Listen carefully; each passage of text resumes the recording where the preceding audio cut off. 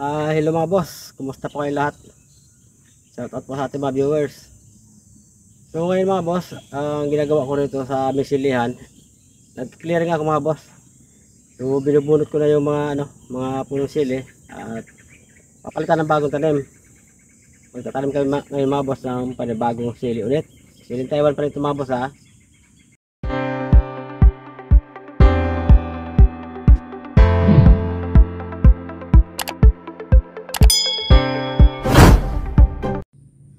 Hello mga boss, kumusta po kayo lahat mga boss?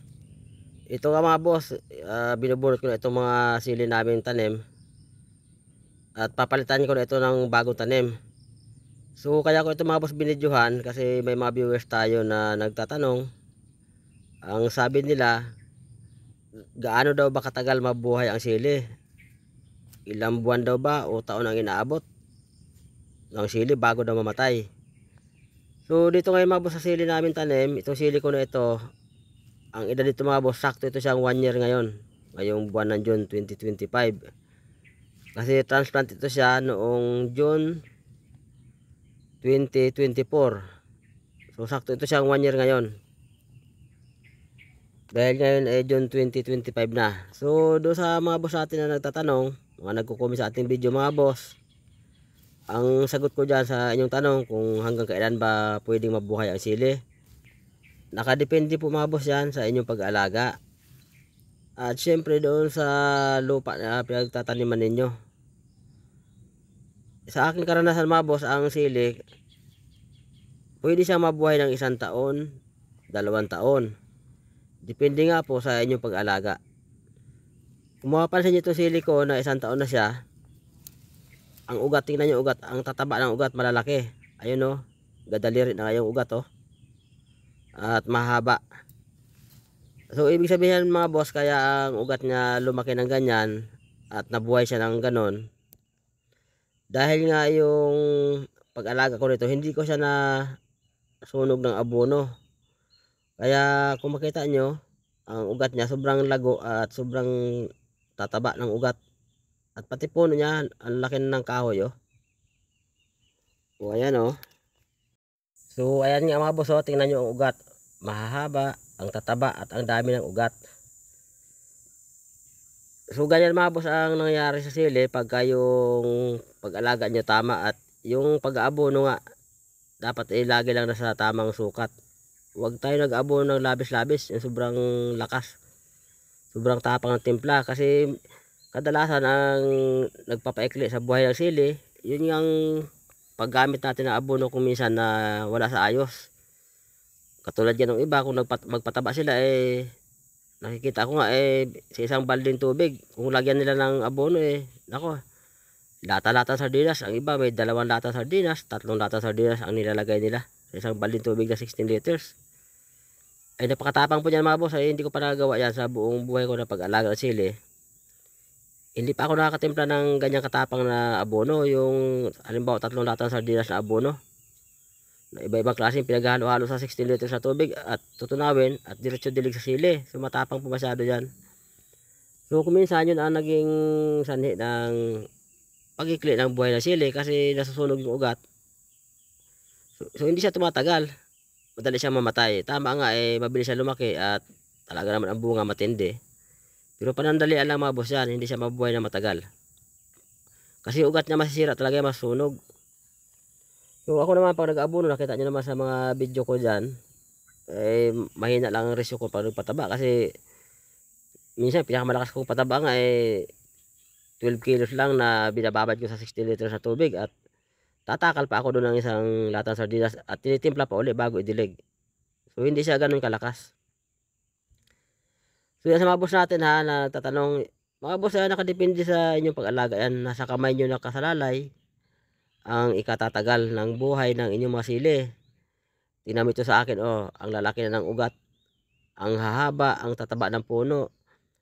Ito mga boss, kung gusto ko siyang buhayin, pwede naman siyang putulin yung mga sanga na yan, iti-trim at alagaan at dagdag 1 year ulit na buhay niya.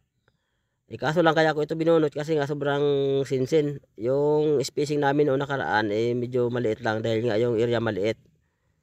So kinargahan ko ng maraming punla kaya hindi ko nilakihan yung space para maraming punong pumasok. Kaya ngayon wala na kaming daan dahil lumago ganyan, lumago oh, ang taas na lampas pa sa akin yan sili na yan. At yung lalaki ng katawan na yun, ako kahit ihampas mo sa kalabaw yan hindi mo kayang baliin basta-basta lalaki ng puno oh. Biro mo gabaraso na ng bata halos yan. Ang mahalaga dyan mga boss, buhay siya tapos hindi ito mga boss nakaranas ng sakit. Katulad nung mga naglalapnos, mga blight, hindi siya tinamaan.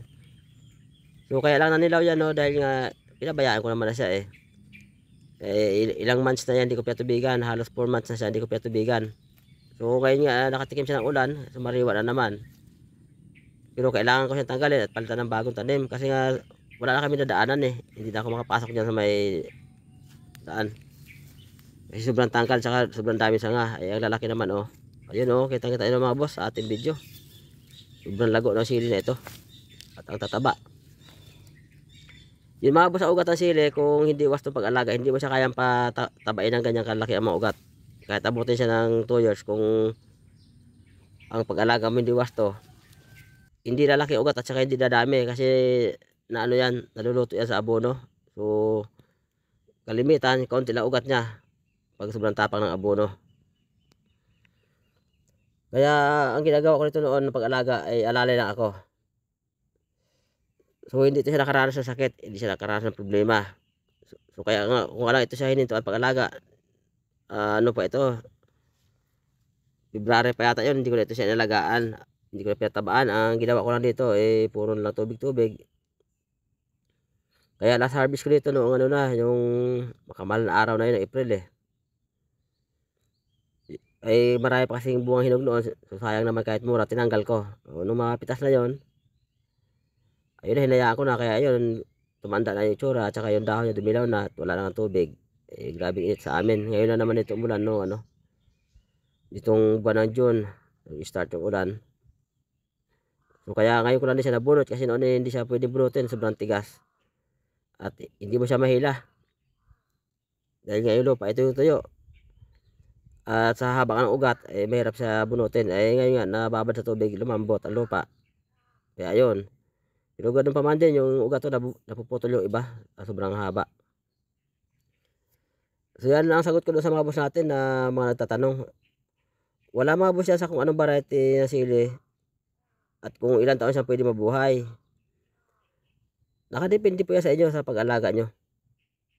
Kung maganda alaga nyo tuwas to, abutin siya ng mahabang panahon. Hindi lang 1 taon, hindi lang 2 taon, maaaring 3.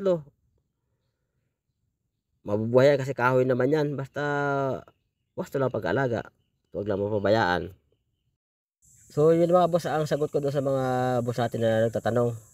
Ito kasi mga boss, tataniman ko ito sa bandang katapusan ng June ulit. Itong area ito kaya binubunot ko at ararawin na namin ito ni Boss Mike. So nasa inyo mga boss, nakadepende sa inyong pag-alaga yan. Kung paano tatagal ang buhay ng sili. At siyempre yung lupa nyo na pinagtataniman kahit na maganda kayo mag-alaga, kung yung lupa nyo ipangit naman, tulad mga medyo malagkitin, mahirap pabain ang buhay ng sili sa ganyan. Ito sa amin kasi buwagag naman yung lupa dito. So doon sa mga boss natin na mga baguhan at nagtatanong sana mga boss, sa video ito magkaroon kayo ng idea. Kaya pinilit ko itong videohan para ipakita sa inyo na pwede siya mabuhay ng 1 taon na wala siya sakit. At hindi siya tinamaan ng lapnos. Sa pag-alaga lang mga boss yan, ito kasi hindi ito tinamaan ng lapnos Lahat ng bunga nito na ibenta ko talaga. Wala kami tinapon dito. Kaya nasa kamay niyo mga boss, nakasalalay ang ikagaganda ng sili at ikatagal ng buhay. So siguro mga boss, abang-abangan nyo lang yung mga video namin iba kasi ngayon pala nagsisimula yung mga tropa rin natin dito nagtatanim ng sili, iba nagpiprepare pala ng lupa. Siguro bandang katapusan ng June, arangkada naman yan ng mga bagong video namin na i-upload. Puro sili ulit mga boss. Iba-ibang variety, iba-ibang karakteristik ng mga bawat variety ang atin dito pinag-aralan. Para ma-master natin lahat ang ugali ng bawat variety ng sili. Bagaman pareho sila sili, may kanya-kanya silang karakteristik at pag-ugali. Hanggang dito muna ako mga boss. Babay muna mga bossing.